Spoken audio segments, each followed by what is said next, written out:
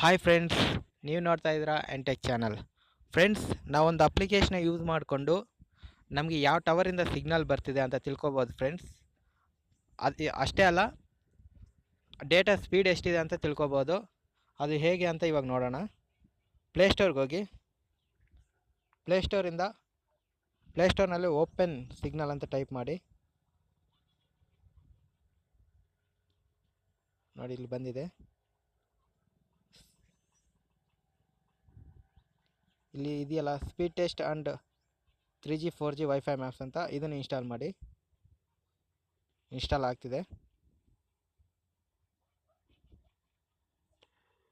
Install ಆದಮೇಲೆ open ಮಾಡಿ.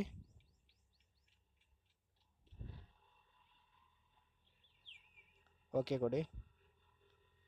Hello, permissions ಎಲ್ಲ ಹಲೋ ಕೊಡಿ. Open settings.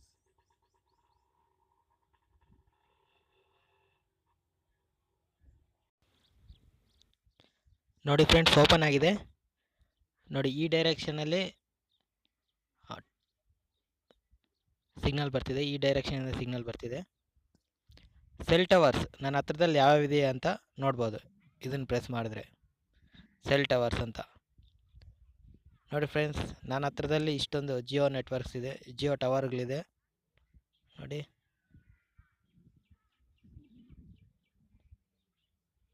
ನನಗೆ ಈ ಟವರಿಂದ ನನಗೆ ಸಿಗ್ನಲ್ ಬರ್ತಿದೆ ಫ್ರೆಂಡ್ಸ್. ಈ ಟವರಿಂದ, ಈ ಜಿಯೋ ಟವರಿಂದ. ನೋಡಿ, ನಾನು ಇವಾಗ ಕೋನಪಲ್ಲಿಯಲ್ಲಿದ್ದೀನಿ. ನನಗೆ ಇಲ್ಲಿಂದ ಸಿಗ್ನಲ್ ಬರ್ತಿದೆ.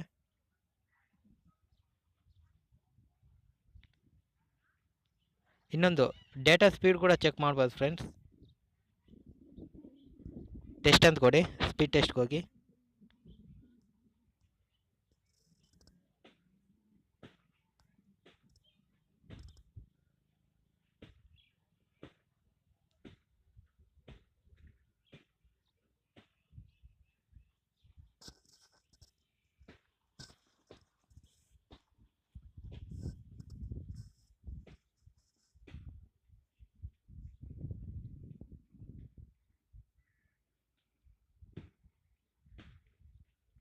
ನೋಡಿ, ಡೌನ್ಲೋಡಿಂಗ್ ಸ್ಪೀಡು 1.4343 Mbps ಇದೆ. ಅಪ್ಲೋಡಿಂಗ್ ಸ್ಪೀಡು 2.52 Mbps ಇದೆ. ಸೊ ಹೀಗೆ ನಾವು ತಿಳ್ಕೊಬೋದು ಫ್ರೆಂಡ್ಸ್, ಡೇಟಾ ಸ್ಪೀಡ್ ಮತ್ತು ನಮ್ಮ ಹತ್ರದಲ್ಲಿರೋ ಟವರ್ಸ್ ಬಗ್ಗೆ, ಮತ್ತು ನಮಗೆ ಯಾವ ಟವರಿಂದ ಸಿಗ್ನಲ್ ಬರ್ತಿದೆ ಅಂತ ಈಸಿಯಾಗಿ ತಿಳ್ಕೊಬೋದು ಫ್ರೆಂಡ್ಸ್.